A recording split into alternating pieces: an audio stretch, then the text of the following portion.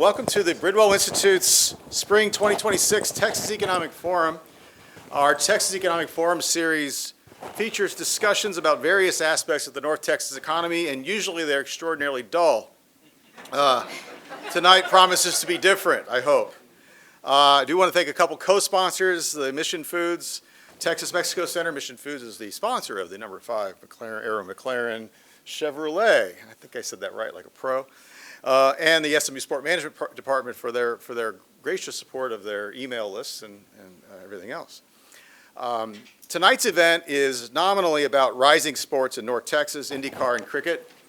Very happy to have IndyCar back in our city after many years at Texas Motor Speedway, but nobody came. They decided to come to the streets of Arlington. They'll be here this weekend. If you don't have your tickets yet, some are still available. Races on Sunday. And then we also have Major League Cricket in DFW. Dallas is the epicenter of cricket in North America, the second most popular sport on earth, and I'm a big fan of both. So the real reason we're doing this is because I am the director of the Bridwell Institute, and I decided I'm going to do a program about 2 of my favorite sports. The order of business will be as follows. I will introduce our moderator, who will in turn introduce Johnny and Nicole, our speakers, and he will lead a conversation with them. We should have time for questions and answers at the end. Normally I say we're going to end about 6, but we might go a little bit past that since we're a little bit late starting. So let me introduce Ben. It gives me great pleasure. There's also a third connection. Some of you who know me know the connection. It gives me great pleasure to introduce our moderator, Ben Baby. Ben is a reporter for ESPN covering next year's Super Bowl champion Cincinnati Bengals. Who dey? Who dey think can beat them Bengals? He is a native of Grapevine. That's right. And a graduate of the University of North Texas. He's an adjunct lecturer here at SMU in the Meadows School for the Arts. Ben, take it away. Yeah, thank you so much, Bob, for the introduction. Thank you all for coming out for this evening. This is going to be a really fun hour that we're going to go and just talk about 2 of the emerging sports that we're going to have. I still say we because I still claim the great Metroplex here. I think people in Cincinnati get annoyed where I'm at now, where I cover the Bengals. I won't shut up about Texas. If you know a Texan that leaves Texas, that's all we talk about. So it's been great to be back here and to see the growth that we have in the city. I try to tell people all the time, I don't think you understand when I have colleagues from the Northeast or the West Coast, the amount of infrastructure around sports in the Dallas-Fort Worth Metroplex is immense. You know, I tell people all the time, football, if you want to do it seriously, it's really headquartered in DFW. And now we've got 2 entrants that have come in, and we're going to talk about that a little bit tonight. On my left, first, Johnny Grave, the CEO of Major League Cricket. And we also have Nicole Shackleford, who's the VP of Business Development at Arrow McLaren. Thank you all so much for being here. Thank you very much for having us. Yeah, of course. Johnny, I'll start with you since you're closest to me here. You know, you've got a very interesting background as the CEO of Major League Cricket, but you also, I don't think people understand, had a big role at the Cricket West Indies, one of the few test teams in the world. We don't have time to go into all of that, but it is a very serious cricketing country. It's one of the prestigious positions in the world. What kind of enamored you about joining this operation at Major League Cricket and what they wanted to do here in the United States? Yeah, look, firstly, good afternoon, everyone, and thank you to Bob for inviting us to this forum. Yeah, look, I've worked in cricket 26 years. Why, I don't know. I guess I didn't want a proper job, and I'm a sports fanatic and cricket big in the UK, so I had 17 years working in English cricket, and then got the opportunity when someone said, you fancy coming to work in the West Indies in the Caribbean? I said, why not? So 8 years later, it was my first role as a CEO.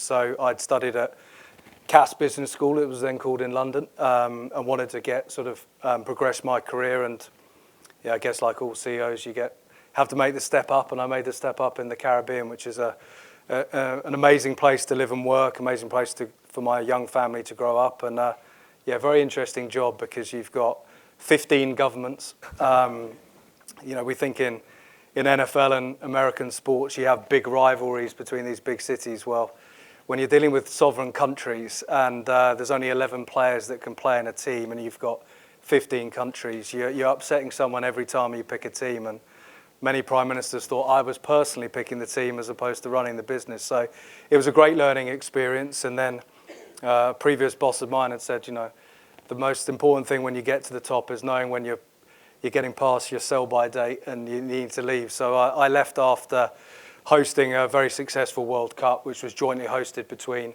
the West Indies and USA. So yeah, it was a good time to get out. And then this opportunity came, and you know, what bigger challenge have you got than to grow a sport in this country when the dominance of the major sports are so real? And as Bob said, you know, cricket is, unbeknown to Americans, the second biggest sport in the world. We've got an amazing group of investors who are investing hundreds of millions of dollars in trying to make cricket a success here. And yeah, it's a big challenge. So I joined a year ago, year to pretty much the day that I've been living in Dallas. And yeah, so far it's everything I thought it would be, an enormous challenge, but a great opportunity. Yeah, I think that when you see the growth of the sport, you know, it's hard to explain it to people, but it's definitely something that you see continuing to grow here in the Metroplex. And this year now, we've got the IndyCar race at AT&T Stadium, a great track there in Arlington. Nicole, can you give us an overview of what Arrow McLaren's doing, kind of their involvement in sport and kind of how they've been in IndyCar over the last few years here? So we at McLaren operate a little bit differently than some of the other IndyCar teams because we operate in 3 different motorsport series. To a lot of fans, it looks like our different series, IndyCar, WEC, and F1 are very siloed, but we definitely operate under a McLaren Racing portfolio. So our team is in constant communication with our UK counterparts multiple times a day. And we actually have some of our UK team here this weekend. So yeah, we're very excited to be in Dallas. My teammates and I got to walk the track today, 2.7 miles, which is pretty long for an IndyCar race, but I will say that having the support of 2 major franchisee owners to invest these type of dollars to promote another 2.7 miles. It's a long track, but you know, there's a lot of, you know, McLaren. They've got so many different operations, and now to see them in IndyCar, you know, a really great team, a great brand. It's kind of a great synergy that y'all have going in the sport. I think, is that fair to say? Is that a good summation there? That's a great call. And we have benefited very much from, I don't know who in the room has watched the Netflix series Drive to Survive. So that has helped not just our team, but in the IndyCar series as a whole. I think that for the American fan, it is very difficult to see an F1 race, also just from ticket pricing and some other things. But so they do have the opportunity to come watch open wheel racing in an amazing market like Dallas. So we're extremely excited to introduce the sport to the Dallas market and introduce new fans and partners, potential partners. So. You know, Johnny, I think we need to establish one ground rule first. Can you, in the quickest way possible, which is not easy, how would you explain cricket to people who aren't familiar with the sport? And I said the quickest way possible for a reason, because this could take a while. It's a great sport made very complicated. Yeah, there are 3 different versions of the sport. The only one that is really played in this country is the shortest format, which is called T20 because it's 2020. Which means basically each team has 120 balls, 20 overs, as we call it in cricket, to score as many runs as they can. And it's, I guess, a bat and ball sport that was big in America back in the 1800s, and then you kicked us lot out and introduced baseball. So it's a great sport, and it's you can score the 360 as baseball fans would know, and I guess the main difference is the ball bounces, but that makes it even more exciting and interesting. So. That was a very quick. I don't think anybody in the history of cricket's ever explained it that quickly, so that's impressive. And the reason why, because I wanted us to get a good framework of what we're talking about here. You know, it's interesting, Major League Cricket, it's decided to come into DFW to really establish this as a primary site to launch a sport in a very crowded American market space. Why the decision to be in Dallas-Fort Worth for this project? Yeah, look, I think when the organisation was looking at where they were going to base their first home, they chose a central location, obviously being on Central Time, having DFW with direct flights everywhere obviously appealed.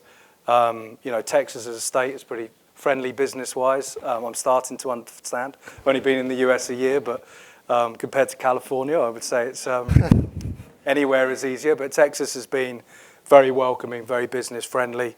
The city of Grand Prairie has been just a joy to work with, and yeah, I think you see the growth of the population here. There's whatever 8+ million in the DFW area, of which 300 plus and growing are South Asians, where cricket isn't just their favourite sport. It's genuinely their religion, and it's what they all love. And so you've got this growing cricket fan base here. You've got growing businesses wanting to come and base themselves here and headquartered here in DFW. And yeah, that was basically the same rationale and the same thinking. And we've got a stadium out in Grand Prairie. It's where we're growing, and it's our base and hub, and it's where we still play the majority of our matches too. Gotcha. And Nicole, kind of two questions for you as well. And you touched on it. I was going to get to this later, but you brought it up. I think it's interesting. You know, I also got into Formula One during COVID, flipped on Drive to Survive, and was immediately hooked. I think there's probably several of y'all in the audience who maybe are new to Formula One over the years because of how good of a show that is. I know we were talking about that earlier. What kind of maybe benefit have y'all seen on the IndyCar side of that, and maybe some crossover of fans who were fans of Formula One, but now they're maybe more into motorsport than they were before? Yeah, I think in the past, IndyCar was, or even back in the day when it was kart, was considered the old man sport. So what we have seen from Drive to Survive and the success of Formula One is a much younger demographic that is extremely engaged. We have actually seen a 72% increase in the female audience. Maybe that's Brad Pitt in the Formula One movie, I don't know, but we'll take it.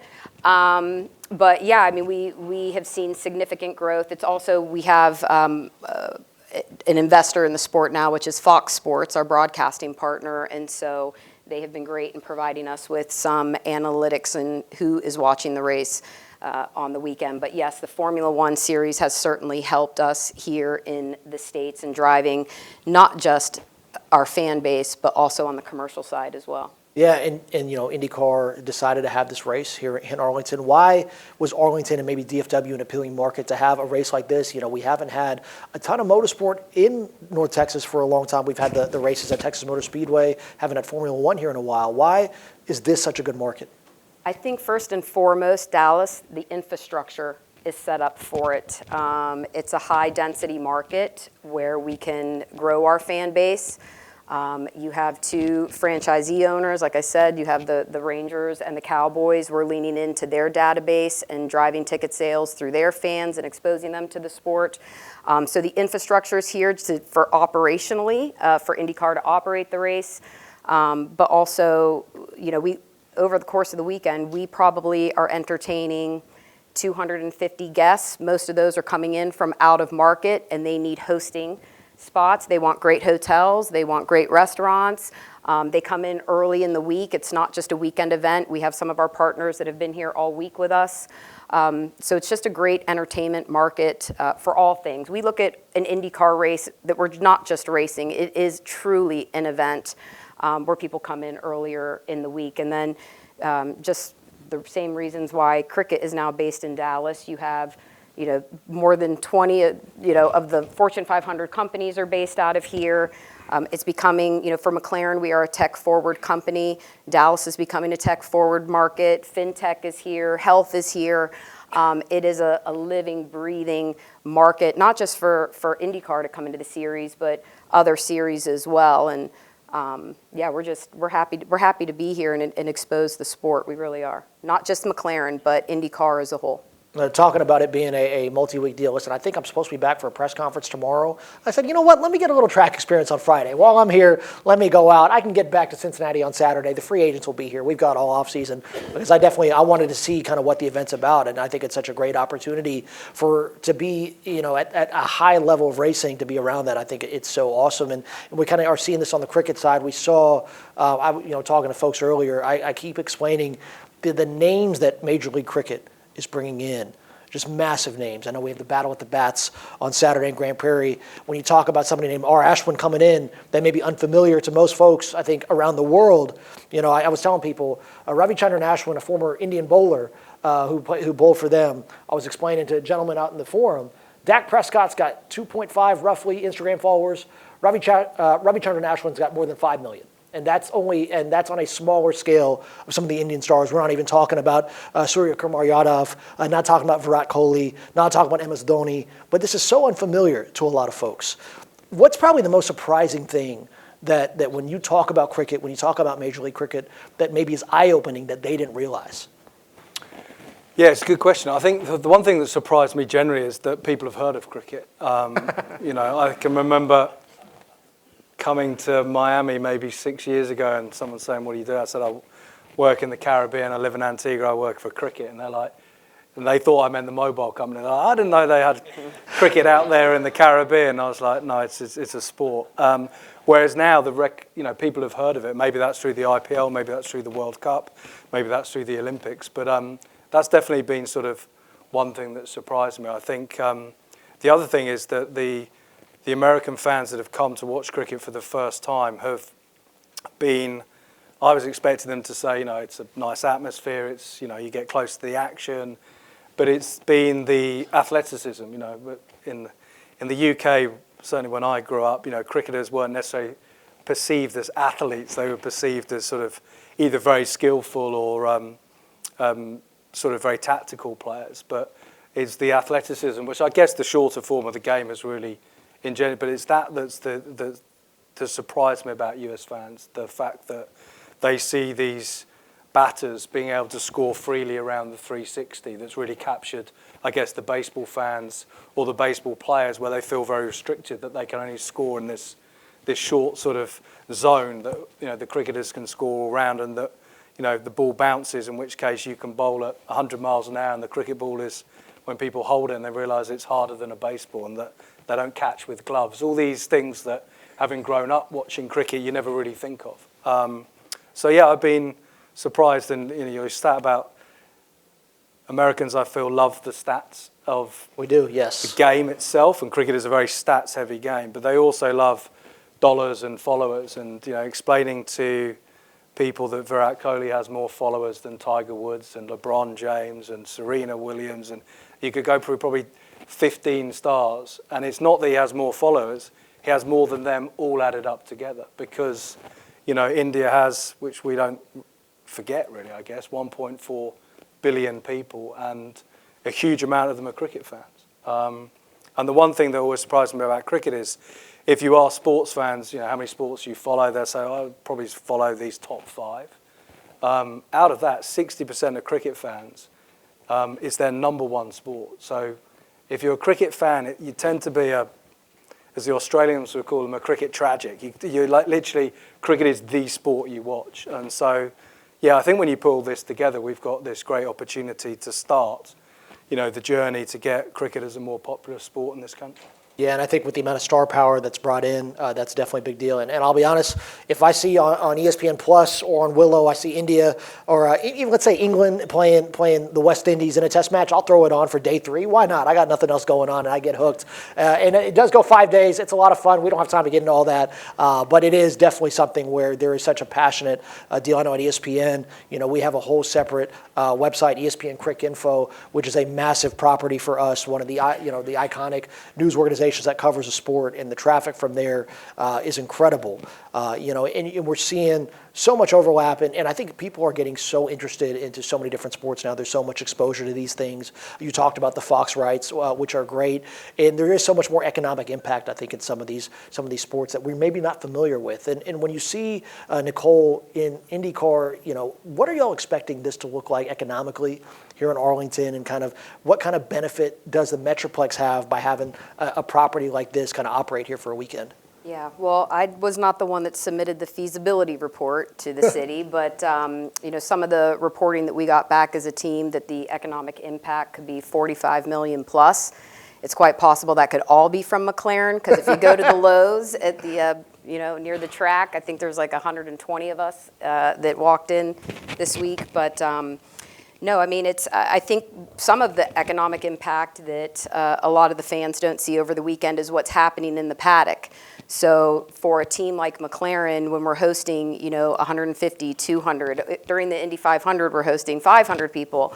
It's the introductions that we're making. And some of the conversations that we're having are companies asking other CEOs if they would be interested in putting their headquarters here or putting some sort of regional hub, or, what could there be a manufacturing facility? We have a partner that today just opened up a warehousing facility. They're doing some food distribution. So all of that has impact, and not to mention just the tremendous employee or the job surge that happens, just all the people that have to operate a race over the course of 3 days. I'm not sure when they started putting all the barrier walls up and paving the roads, but that also has economic impact because it's supplying jobs to the Dallas market to operate the race. So it's really just endless, honestly. But I think it's interesting to make sure that people understand what's going on in the paddock with a lot of the race teams, the race owners, and between our partners. Yeah, and you kind of referenced this a little bit earlier, but the Cowboys and the Rangers, and there's been a lot of buy-in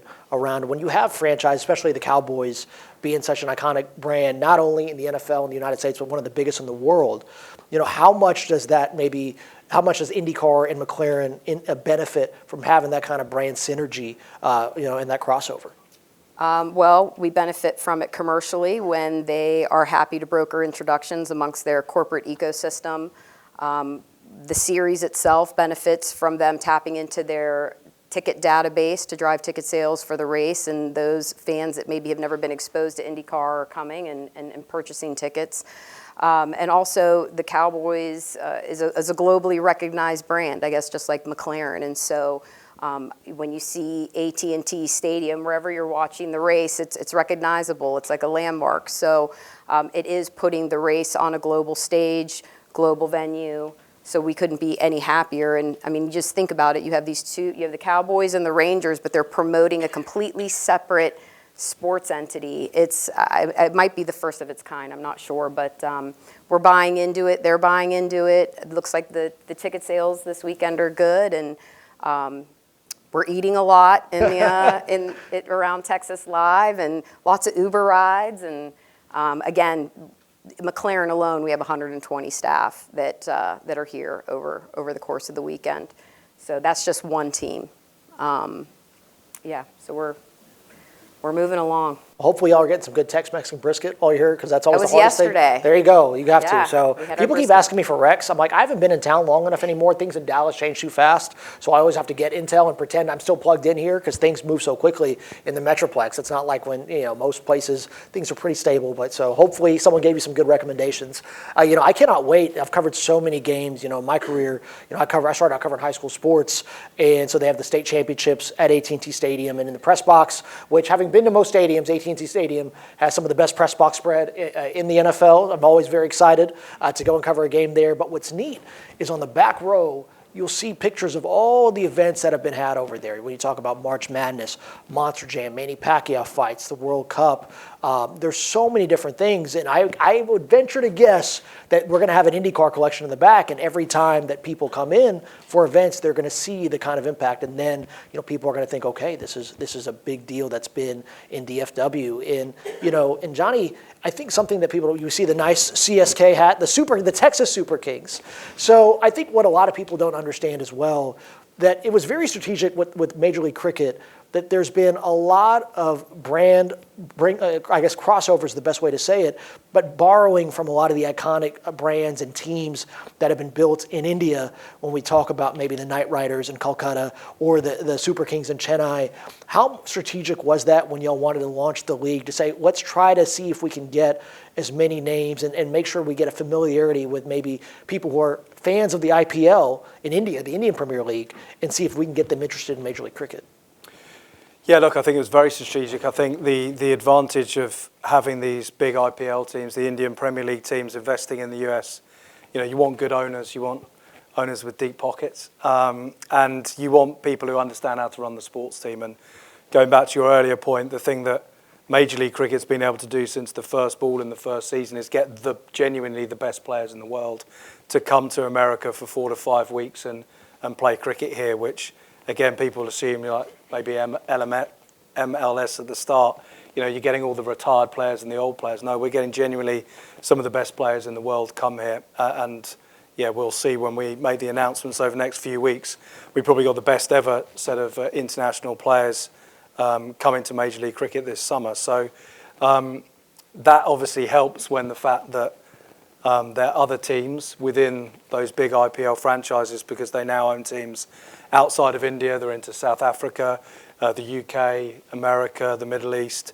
If they can offer them, $1 million, $5 million contract, of which a small percentage is for them to come here for 4 weeks, it allows us to track the best and biggest stars. And then, as you say, probably the biggest fixture outside of the home team, so when Texas, LA or San Fran are playing at home, the biggest game outside of this market is when Texas Super Kings play MI New York, and that's really tapping into that big Chennai-Mumbai rivalry. So, yeah, look, it's great for fans. It's certainly great for us because, as I say, we get good owners, we get all of the high-performance teams and management behind these sort of Indian Premier League teams all come to run the teams here. So it's a big, big help. Yeah, no doubt, and it's something that it is cool to see. And immediately when MLC launched, I'm like, oh, I'm familiar with some of these clubs, being familiar with the IPL. Which, fun fact, I don't know if y'all followed the NFL. I actually got into the IPL because Bill Barnwell, one of my dear friends who covers the NFL, he was like, he's not Indian, but is very into the IPL. And I was like, well, I guess I got to watch since I do follow the Indian team. So I've been hooked, and it's been something that now with MLC, been very interested to see how that goes. It's great also talking to Texans as well, who are sort of from Mumbai, and they're like, but I'm from Texas, so I have to sponsor or support the Texas Super Kings even though I'm from Mumbai. So yeah, you get that pull where, yeah, the Indian heritage sort of pulls them in one way, but the pull of being from Texas and being proud to be living and working in Texas means they're drapes in yellow, which for a person in Mumbai is just a complete no-go. Yeah, I mean, listen, we are, anybody, again, Texans are very proud of being from Texas, and we're going to let you know it. So there is something to be said for that. Listen, I'm not rocking the ring for no reason here. Nicole, I think something that I think a lot of people maybe are not familiar with is maybe the feeling around race weekend, around the paddock. And when you talk to people about being involved and kind of maybe who are unfamiliar, what's kind of the biggest thing that you try to express to them about what it's like to be around IndyCar on a race weekend when you got the cars going at that speed, going on those margins, trying to find that extra tenth? What's maybe the thing that you stress to them about this is what it feels like? Goosebumps. As soon as you hear the engine start, if you weren't a fan, as soon as they say, drivers, start your engine, you just became a fan. Even talking about it, I get goosebumps. But the one thing that I love about the sport is that it's almost at the NFL level when you have the ability to stand on the field and you have that access to the players. That's what IndyCar does. I don't think that a lot of fans, if you've never been to an IndyCar race, they realize the access they have, how close they are to the drivers. The drivers are walking around the track. They're not just in the paddock or in the pit. They're engaging with the fans, and they're walking around. So fans have access. You're seeing all the tuggers go by. You're seeing the guys pulling the cars through, through the paddock. And it's really incredible to be able to have a sport that you have the ability to be that close to the car, that close to the driver, that close to the track. It's really, really incredible, and it's very exciting and stressful. Yes, yeah. I bet. And what's interesting, you talked about the sports, Johnny, as well. In that same way that IndyCar is accessible, when you talk about some of the names that are going to be playing. Now, by the way, if you want to break some news and tease any names that haven't been announced yet, I mean, I'm not going to stop you. If you want to, I'm going to give you the opportunity. Yeah, I think I almost announced the venue that I shouldn't have announced as well. So I have a good record in that. Okay. Yeah. No, we might have our first ever Indian player coming to Major League Cricket. In the Indian, yeah. How big of an Indian player are we talking here? You might have already mentioned him this evening. So yeah, that will be a big moment for us. And look, the BCCI, the governing body of cricket in India, doesn't allow its current players to play anywhere else other than India, unless they're playing for India themselves in overseas. So it's whether that ever changes, we don't know. But we're very, very excited about the overseas players, not just having our first Indian iconic player come, but the other stars from the Caribbean, from South Africa, from Australia, New Zealand, the UK. Yeah, it's going to be. All right. Well, now I throw the whole question list out. So we don't have to reveal the identity. That's okay. Again, if you end up now as a journalist, what you try to do is when someone doesn't want to tell you something, eventually you try to give them enough questions, and eventually they volunteer that on their own. So I'm giving you the playbook now, so you can't fall for it. I'm going to play a straight back to this one. Yeah, That's correct. the cricket terminology. Yeah, just hit it right back. Just stay in the crease. You're good. So when y'all are able to get, how difficult was it? What's the process like? Because India, it is a lot of these cricketing bodies when they oversee, their own leagues in their countries are very territorial sometimes. When you look at it, what was the process like negotiating with? And for those who don't know, there is no body more powerful right now than the Board of Control for Cricket in India. Their previous head, Jay Shah, now runs the ICC, which oversees the sport internationally. And because of the economic growth and really the power that India has, they've taken such a foothold in the sport. And quite frankly, they can run roughshod as they see fit because the money is there. What was the process like in trying to go about, getting this player to come in, and what were the conversations like between maybe Major League Cricket and the BCCI to allow this to happen? Well, yeah, it's highly political, I would say. Cricket and politics, unfortunately, are never too far away. It's sometimes a good thing, sometimes a complication. But I think everyone's fascinated by the US market. Everyone's very aware of the dominance that India has on the cricket ecosystem. People say 80% of the revenue comes. It's 90+% comes from India. Their TV deal for the Indian Premier League alone, that's a 2-month event, is $3 billion. You're talking, unprecedented sums for cricket. And so India just dominates everything commercially. But luckily on our cap table is Mumbai Indians, and Mumbai Indians are owned by Reliance, and Reliance own JioStar, the biggest network in India, so we have lots of friends in high places. So, getting Indian players is complicated, but as I said, everyone's fascinated by the US market. Everyone loves coming here.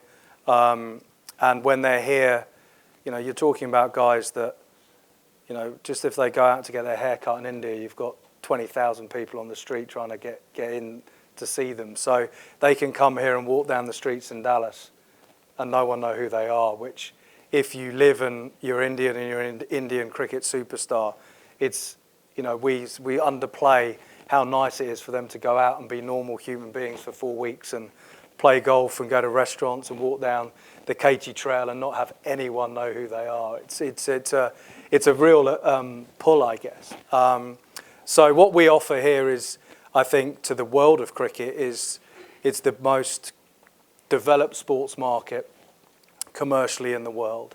It's the second biggest sport, and if you're looking at this from this business school would, you're very highly geared and highly risked to the Indian market. And how do we de-risk the sport? Well, there's probably 2 markets in the world, in USA and China, and that's why what we're doing here, what we hope will be the effect of cricket's 100-year return to the Olympics in the summer of 2028 when LA 28 starts. We hope that that's part of growing the game. And whilst India is brilliant, and without India the game would be significantly poorer, it's good to also have other new markets that can also grow, and other markets where people can fall in love with this great game. Yeah, you talk about the Olympics. It's funny. I was telling people earlier a couple of years ago. So, I like to go and so we'll ask Joe Burrow, the Cincinnati Bengals quarterback. We'll have his press conferences on Wednesdays, and he's been there now for a few years. We've developed a little bit of rapport.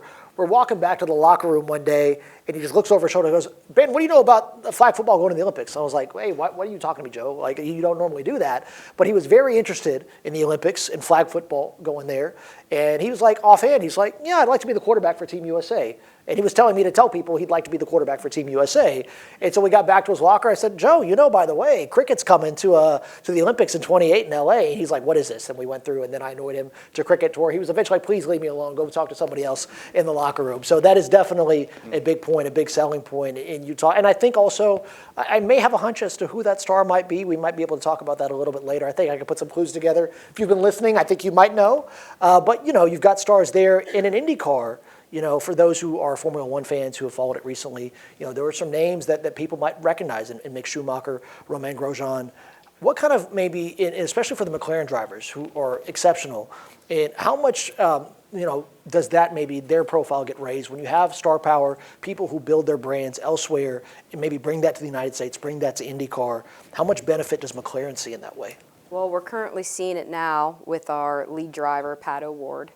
Pato Ward was born in Monterrey, Mexico. I see a bunch of people nodding their head. Pato has been able to drive the Hispanic growth at the IndyCar level. He's our reserve driver at F1. We take him with us when we go to Mexico City. And he is just a rock star. So the last time we took him to Mexico City, he had an appearance at a mall with Kit Kat Mexico, and it was mayhem. You would have thought a boy band was inside the mall. This year we had to get him security because usually after the race, if you see 200 people standing in line, they're usually there to get an autograph for Pato Ward. But he's been great for the team, also great for our partners too, because our partners that are trying to develop that cultural connectivity, not just with the Hispanic market, but the Mexican market. Pato has been great in bridging that gap and bringing those fans and bringing those folks to the paddock. So we're very excited for Pato. Obviously, we have some of the best drivers at the F1 level, but we're here to do IndyCar this weekend. So. Now, I think I underestimate, when there are sports stars from Mexico, how popular they are, and when Mexicans love, as someone who's covered boxing for ESPN, they are very passionate about their most elite stars. And it's interesting, so whenever Canelo Alvarez fought at AT&T Stadium in 2021, this was still really under COVID protocols, and he was fighting Billy Joe Saunders from the UK, so we had a great UK fan base that came out, and you had the Mexican fan base. I'm at the hotel, I think we're at Lowe's, and I'm sitting, and I'm on the treadmill one morning, and there's this really old guy just out here just getting miles in, he's just hanging out. I just hopped on the treadmill next to him, didn't think anything of it. I get to fight night, and all of a sudden, you just see mobs of people. Now, granted, at the time, so Canelo and Billy Joe Saunders broke the U.S. record for the most fans ever for an indoor boxing event in U.S. history, broke a Muhammad Ali record that was set. They mobbed. Anyone want to take a guess as to who the gentleman might have been? It was Julio Cesar Chavez Sr., and kind of the pull that he had was incredible. So I can see when Pato goes to Mexico how that would just blow things up. And as his profile grows, I imagine he gets more popular out there. Well, last night we had a fan fest at Texas Live, and all of our drivers were there. But there was a significant Mexican fan base, and Mission Foods was there sponsoring the event, and they had the life-size, the cardboard Pato set up. And all the fans, you just saw all these fans walking out with them. Pato signed it, and I'm like, where are they putting that thing? In their bedroom? Like these life-size cardboard fixtures of Pato. But no, it was really incredible. They were waving the flag. Pato did some of his panel in Spanish, and it's great. I'm glad that IndyCar is being representative to other countries, and especially here in the United States, and doing a race in Dallas, having Pato here has just been tremendous for the sport and for McLaren. So we're happy to have him. Now we need him to win. Yeah. Yeah. Always easier said than done. It's especially fast. He is He's good. fast. He's Yeah. great. We'll have a couple more questions here, then we're going to open up. I'm sure y'all have some questions for our panelists here, because I have a ton, but we don't have time to get to all of them, but I know y'all do. But one more from me before we open up for each of you, and I think this is something that's probably top of mind for probably the people in the audience, is that there's so much investment in the other sports. Johnny, I'll start with you. Why has this been you kind of hinted at this, but why has this been so alluring to investors? And what do you see the market cap being long term for Major League Cricket? No idea, being honest. I mean, we're probably going to invest $1 billion over the next 10 years. We've got these 4 Indian Premier League teams as owners or part owners, and the Indian Premier League is just going to grow and grow and grow, which means their ability to invest in other markets will grow. I think on our cap table we've got the CEO of Microsoft, Google, YouTube, Palo Alto Networks. The list goes, like the amount of people that are investing, and it's because they just love cricket. That's all they want to talk about. That's all they, going back to what you were saying around stardom, I can remember being in the Oakland Coliseum, and we've got arguably probably 4 of the biggest name CEOs in world business, let alone US business. And they've got their security guards, which is a new thing for me as an Englishman, that CEOs have security guards.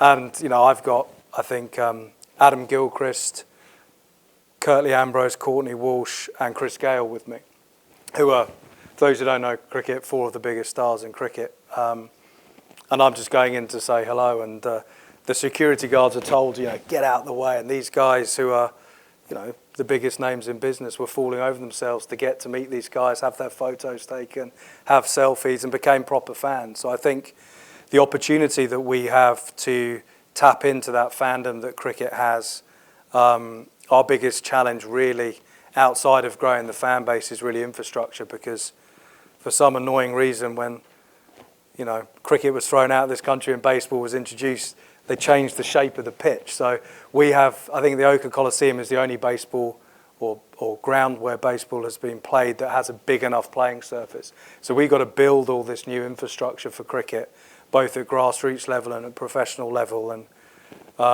we're starting to realise we've obviously got the home here in Grand Prairie. We're building the venue for the LA Games in Los Angeles. That the amount of money you need to build, the infrastructure you need for top tier professional sport, you need very, very deep pockets and a hell of a lot of patience as well to get through all that processes and permissions and permits. But we're doing it, and the commitment that we've got from our investors to grow the sport, the passion that the players have to come to the US and give up their time to play in front of our fans is huge. So I think we're all hoping for that moment you mentioned, which is Team USA playing in a medal match in Los Angeles in 2028. And Team USA, because of this shortened format, with all due respect to the players, if we were playing the longer format of cricket, they probably wouldn't stand a chance. It would be like the early days of soccer or rugby, where the score would be heavily favoured for the bigger teams who have been playing longer. But in the shortened format, Team USA come 28 will have a genuine chance of probably winning 1 or 2 games. And because there's only 6 teams in the cricket event, you win 1 or 2 games, you're probably in a medal game. And the opportunity, I think, for American sports fans to see Team USA go in a medal game on primetime TV would be huge. So yeah, that's our dream, I guess. Yeah, I think it's probably closer to reality. USA gave India a real good scare in the World Cup. I think one of the fun stories whenever the World Cup was in the U.S. in 23, there was an engineer at Oracle who played for Team USA, was not expecting the team to go all that far, and they upset Pakistan and made it to the knockout stages. He had to put in for more PTO. He said, hey, I'm sorry, we ended up winning, so can I get a couple days off? They granted it to him, ended up actually changing his whole profile in general.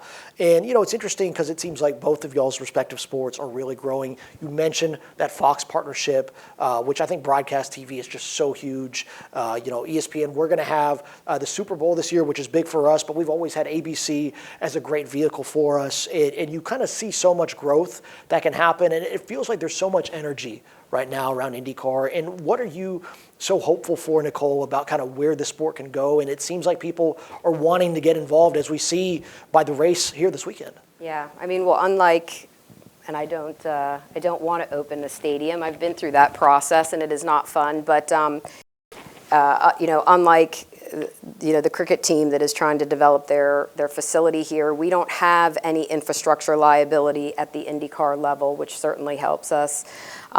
So what we're hoping to achieve is more markets. That is our stadium. So being able to get into larger markets like Dallas, and I'm sure if anybody's been following, they saw the announcement of Washington, D.C., which is going to be great for the sport, and we're hoping maybe that will stay on the calendar. But one of the great things about IndyCar is that we're not in one market where we're recycling sponsorship dollars. We have the ability to be flexible. If a market is soft, we're going to work with IndyCar and some of our partners to try to get into a healthy market like Dallas.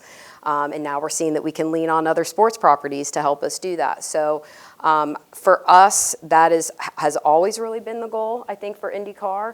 And even at F1 and some of the other motorsport series, we want to go to the high density markets, growth markets, just to grow the fan base, but also from a commercial standpoint as well. But that would be the goal. You know, we need a race on the East Coast, the Northeast, to stay. So we'll see if I don't know, maybe the Monumental Sports will chip in and make the DC race stay on the calendar. But that's the goal for us: grow the fan base, add race markets to the schedule. Yeah.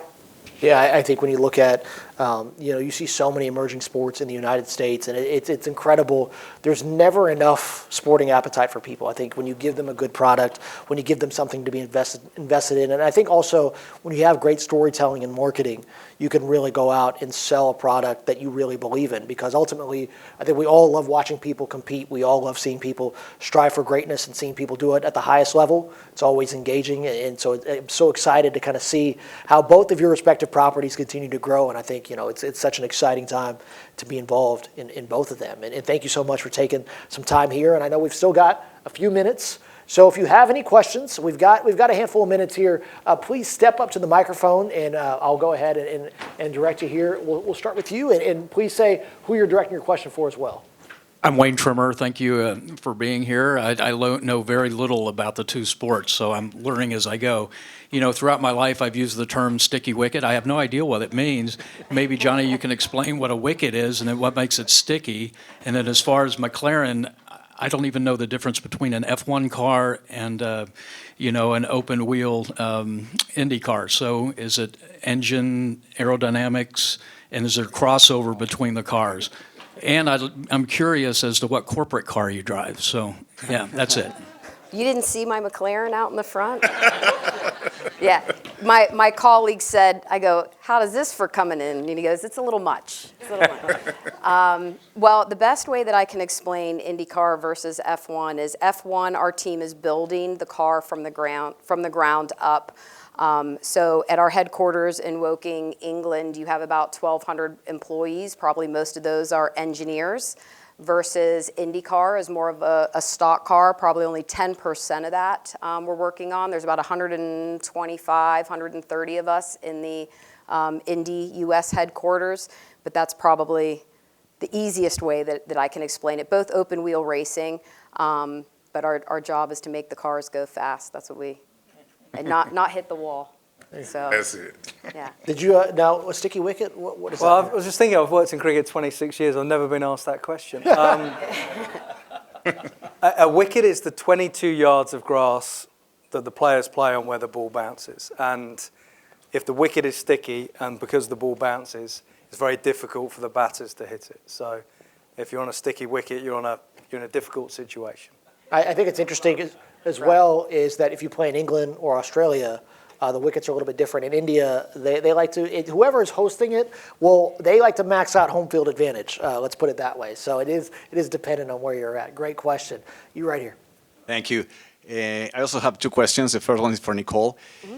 In terms of social responsibility, what McLaren is doing or think to do in the future, probably in the near future here in North Texas, for all these diverse communities that are all engaged with the sport. And the second one, could you please elaborate more about the Cricket World Cup? I recall 2 years ago, I think it was in Richardson. By the way, I think it was at the UT Dallas campus. How do you guys visualize to expand the World Cup around to Latin America, Mexico, even, I don't know, probably Asia? I mean, for us, it has been a little difficult to understand. It's the second largest, most popular sport in the world. We thought it was, I don't know, Formula One first, or I don't know, tennis, even tennis, we don't know. So can you elaborate more about that, please? Thank you. Well, Nicole, we'll start with you, then we'll go to Johnny. Yeah, well, hopefully I understood the question. My assumption is you're wondering about how we're going to have an impact, community engagement-wise, and Your corporate social responsibility tactics or initiatives. yeah.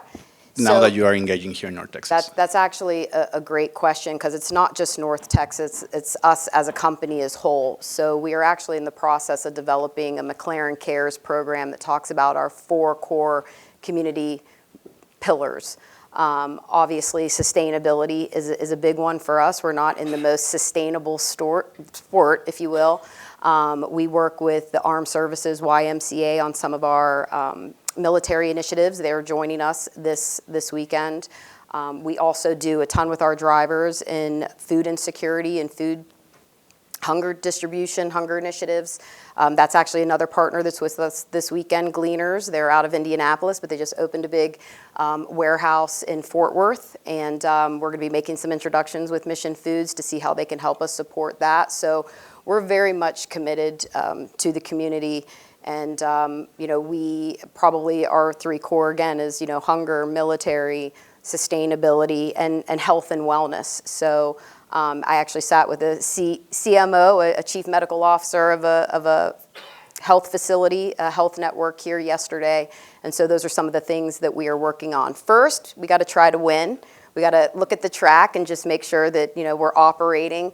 And, but yeah, as we look ahead, as we project 3-year, 5-year, what does that look like? But we 100%, not just in Indianapolis where our headquarters is, we want to be impactful in all the markets that we go to. And we're always looking for those great community partners. So that was actually a really great question. So thank you for asking. Yeah, and Johnny, about the expansion maybe in other markets, especially in Latin America. Yeah, look, cricket is very big in sort of, I guess, the Commonwealth nations. And the World Cup, India played South Africa 2 weeks ago, had a global TV audience of 4 times the Super Bowl. So it is difficult to comprehend, but it's very focused in those Commonwealth countries. And I guess the game of cricket is expanding in two strategic pillars. One is multi-sport.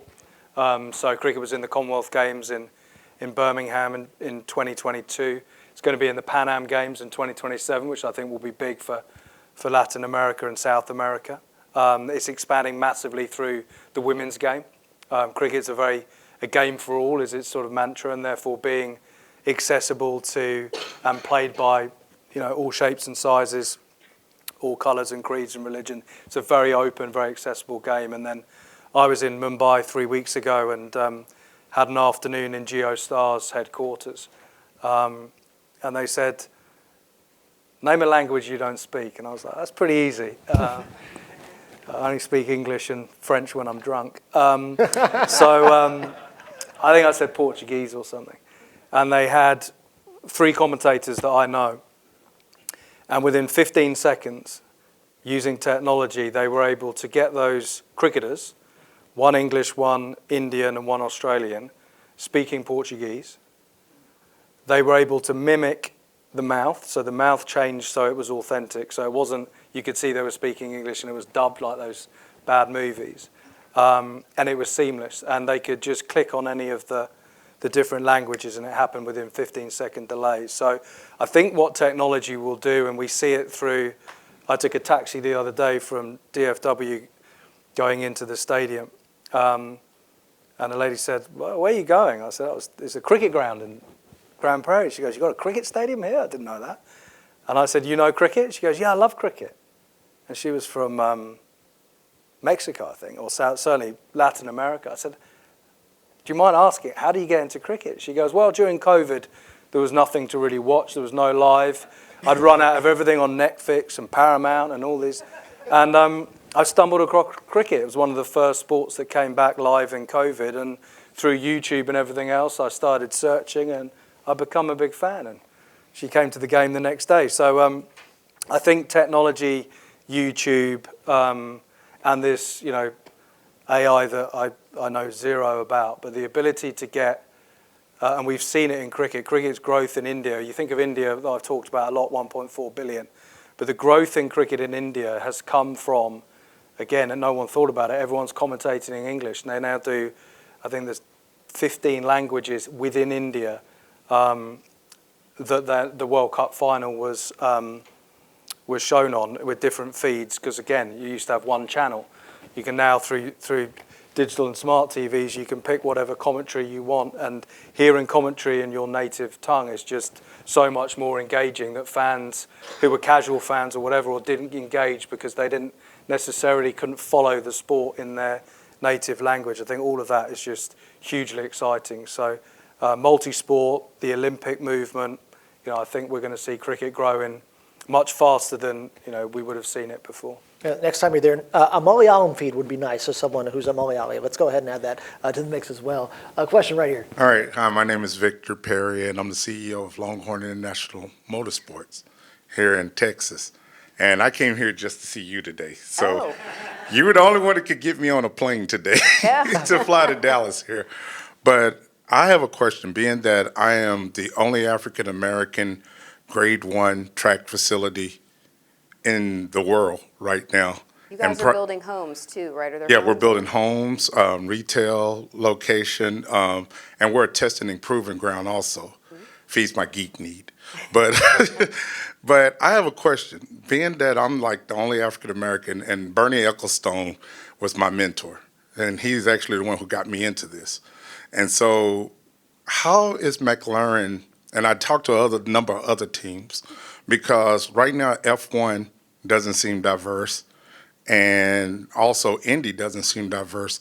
So what would be your perspective on pitching that? It's not because you're not trying or anything, it's just proximity. I could tell you, in our culture, all we do is basketball, football, but there's kids who can't play basketball, there's black kids who can't play football. I was a racer since 14. That's all I love is cars. And so how is McLaren trying to get that demographic to understand, because we do spend money. And by the way, welcome to Texas. You guys picked a great place to have Indy, because this is Texas.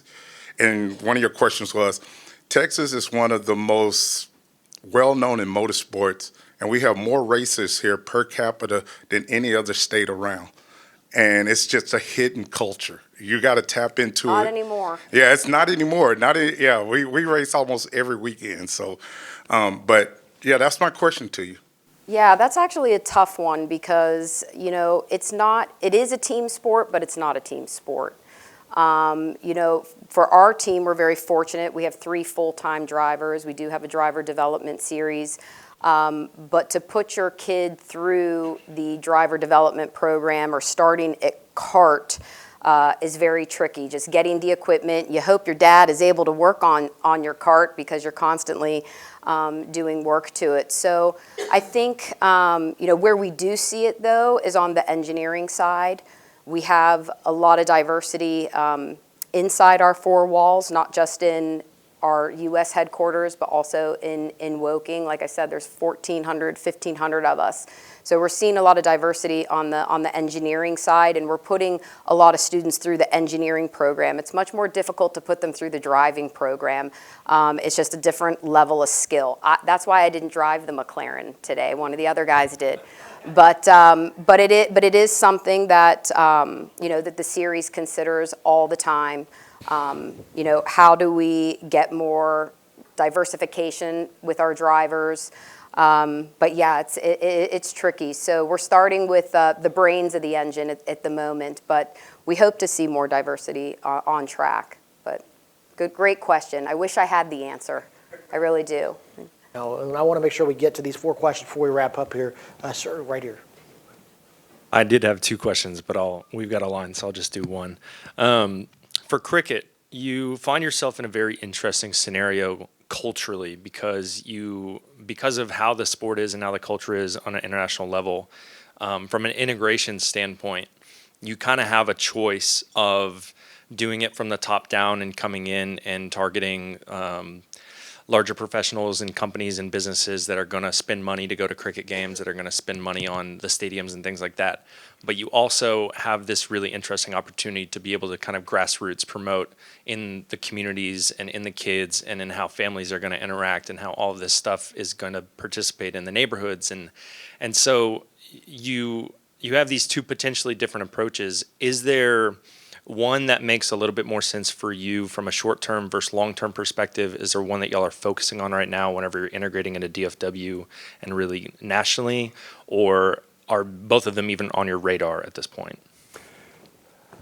That's a very good question. Yeah, look, I think the obvious thing to do if you're just about short-term return on investment, you just lean into India. So we'd play matches at 9 o'clock in the morning.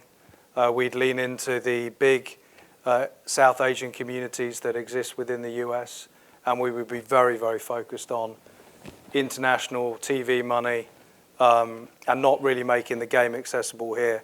We took a very long-term view of that, so we play all our games at night, after school, after work, to try and make it as accessible as possible, which obviously has a big effect in not playing prime time in India, but that's not the market. The market is here in the United States, and we want to grow the commercial market here.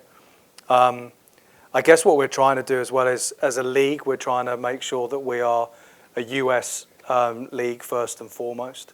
And then from a team perspective, which is why the infrastructure is so important, having a base and a home allows our home teams to really start to generate that fandom, to launch their foundations, to get more kids playing with bats and balls. We found out pretty much in all the research in cricket, if you're introduced to the game and you get to hit a ball or throw a ball or even just catch a ball, you're 60% more likely to be a fan. So a big part of our longer term strategy is about getting plastic bats and tennis balls into kids at a grassroots, drapes in Texas wearing yellow, or in New York in blue, or in San Fran in orange, and getting them really into the sport, because we feel that through, as I said earlier, cricket's a game for all. It's a game that, you can be elite, but you can also just enjoy recreationally, which I think is, again, something that's been surprising in the US, is that it's kind of elite only. If you don't make the team, you can't play, which for me, growing up in the UK, where, again, sport is free, you have the kids who are very good and you also have the kids that are terrible, but everyone can play.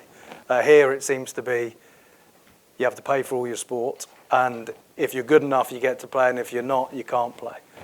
So I think cricket has the ability to maybe, be what it is at the heart, which is a game for all.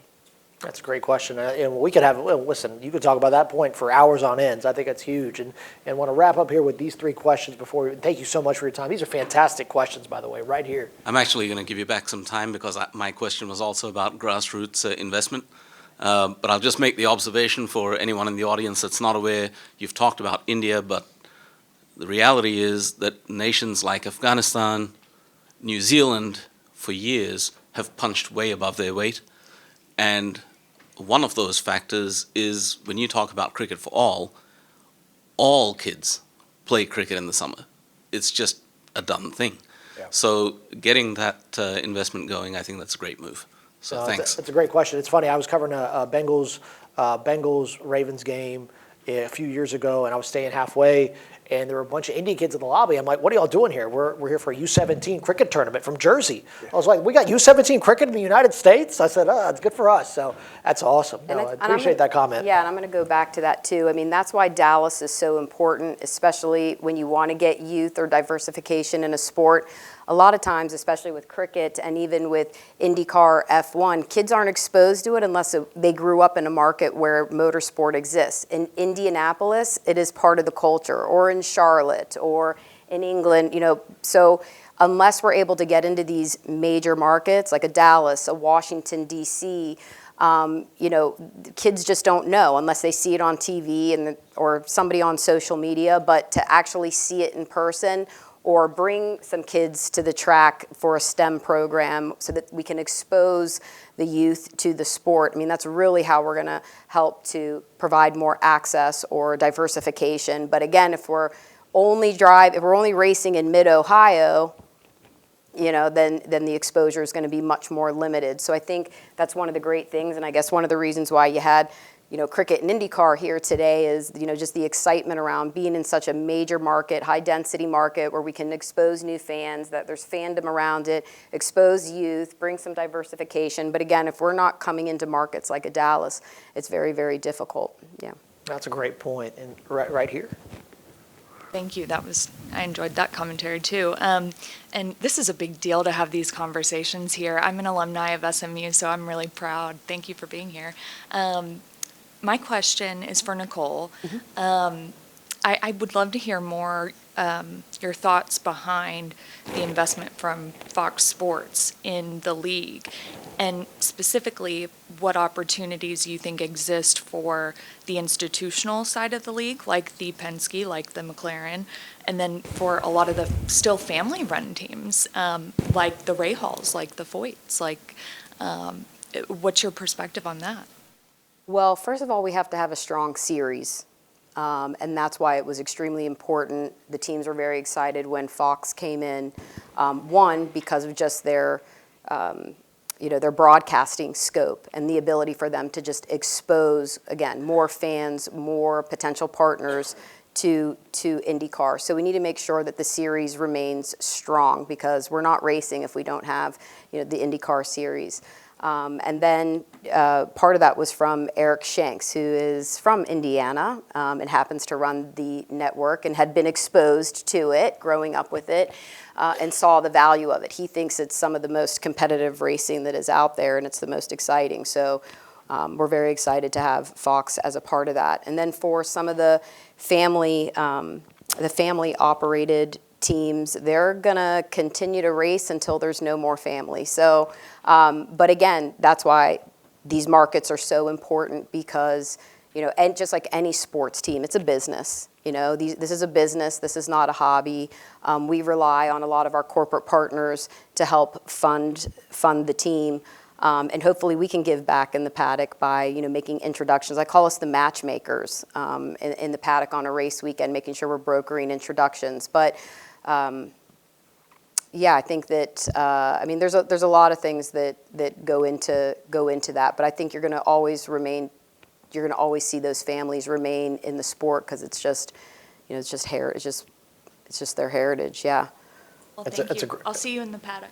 Yeah, please do. That's a great point. I covered an NFL team that's very family-run, owned, and operated, and Mike Brown, who owns the Bengals, he's 90 years old. He's at every practice, rain or shine. And I'm like, listen, when it's 20 degrees, the wind's out there, he's still out there. And I think families that are really invested in it, they continue that through generation. Now they've got 3 generations of that family, and so it's great to see that involvement in the sport there. That's a great question. And it might change. I'm sure everybody's seen a lot of private equity come into the sport, but just like cricket or IndyCar, you're building an infrastructure, or you're building the team. There's no money tree in the backyard, right? So we rely on our corporate partners and also the fans to purchase tickets, so that we can fund our sport. No doubt. And last question here. Okay, so my last question is also for you, Nicole. Okay. I would love for you to tell us about your background and how you got in this job. You have what seems like a dream job for so many people, and I'm curious what it's like being a female working in, I assume, a management structure that's male-dominated. And then the second part of my question is, I'm really curious about how McLaren's racing strategy ties into the commercial side of the business for those of us that aspire to drive a McLaren. Yeah. Well, I got to drive one last night, and that's why I didn't drive it again today. But so I am not a fangirl, as I like to say. I went to school to do broadcasting. I did a long tenure with CBS Broadcasting. That's how I met the Andretti organization. They came into the Baltimore, D.C. market to operate the Baltimore Grand Prix. And when I decided to leave CBS, they had called and asked me to move to Indy to help them with their race operations on the commercial side. At that time, my daughter was very young. She was 4, and I always said it was more stressful trying to find a babysitter to come stay at the house for 4 days than it was to find $20 million to operate a car. So, so I left the sport, went to the agency side, and then more recently was working for a rights holder group. They had a couple teams in the Indianapolis market. They called me to help with a new arena build, and did 1 season there, and then was vacationing over the summer and got a ping on my phone and would you like to go racing? And I said no. And but yeah, that's kind of how that all started with McLaren. But the sport has changed significantly in terms of female employees. You don't see a lot of females on the commercial side, I don't think, unless I don't see a lot of them in the paddock. But just again, when I was talking about the engineering side, there are a lot of female engineers that work at McLaren, probably just as many as men, and they are extremely smart. Sometimes I think I'm smart. I'm like, I just got this deal done for the team, and I got a 20-some-year-old girl from MIT that's doing, that went to school to do aerospace. I'm like, I'll just go back to my office now. But the sport, that is one area where the sport is definitely diversifying. And I couldn't be happier to be at McLaren, I'll be honest. Throughout my career in doing sports and media, it was always a privilege to have a seat at the table. I never really felt like I was struggling to have my seat. I've been very fortunate to work with a lot of great leadership that it didn't matter if, male, female, green, purple, whatever it was, can you find the money to keep the car on the track? And that was really that was really the goal ultimately. But I'm a huge fan now of McLaren and being with the team, but not so much because they're winning everything, but because of it starts at the top. It's our leadership. And so Zach Brown, if anybody knows Zach Brown, our CEO of McLaren, it all starts with him. He's competitive on track and he's competitive off track. And he has developed a tremendous commercial team that I get to be a part of and very grateful to be a part of. And just when you think you've learned it all, you're on one of those calls and you realize you know nothing. But did I answer all of your questions? I think I did. I think y'all answered every question. These were fantastic questions. Everybody, please give Johnny and Nicole a round of applause. Thank y'all so much for just taking the time. I know there's so much going on in both of your sports, but to come for us. And thank y'all all for coming tonight. I think that I dismiss everybody, and that's it, and we'll be around. So thank you guys.